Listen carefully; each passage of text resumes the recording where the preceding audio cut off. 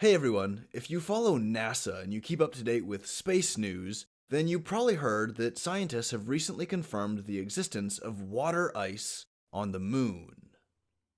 By using the sensors on NASA's Moon Mineralogy Mapper, or the M3, researchers from NASA and researchers from Brown University and the University of Hawaii were all able to identify and confirm small masses, or pockets of ice, scattered around both the North and South poles. There was a greater volume of ice around the South Pole, but the ice around the North Pole was dispersed over a wider area.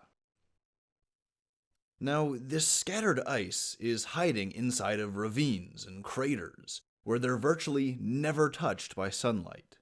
The warmest that it gets in these perpetually shaded craters is around 250 degrees Fahrenheit below zero. So this water ice would be in a very deep freeze. It would be rock solid. Now scientists are turning their focus to how the ice got there, which will necessarily involve a lot of analysis of how the moon formed, and how likely it is that some quantity of water was preserved on its surface after the theorized impactor that created it. Well, this is cool news. It seems to be more geology related than biology related. So why am I talking about it? Even though we're talking about rock-hard ice sitting in the depths of lunar craters, this discovery has enormous implication for future human colonization of the moon. Local water sources mean that colonists can easily find and acquire liquid water. You just gotta warm it up, and then they can use this to drink, to maintain their hygiene, and to perform chemical experiments. And all of these will be necessary on any potential lunar colony. These are the fundamental basics that we would have to establish on really any extraplanetary colony.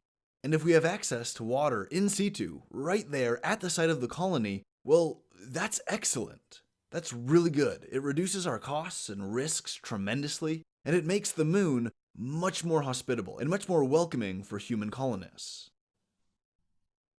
Now, another major use for water is to split it into oxygen and hydrogen, and use these raw ingredients as fuel for spaceships. The moon is widely seen to be a stepping stone to outer space.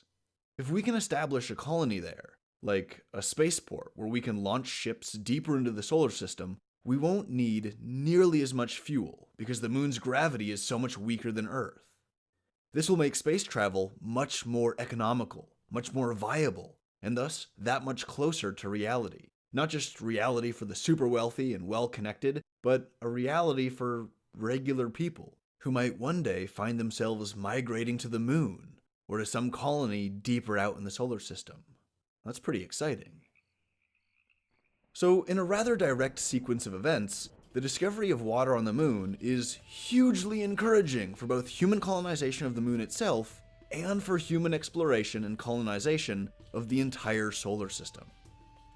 That's pretty incredible stuff, and it's all because we just found frozen water on the moon.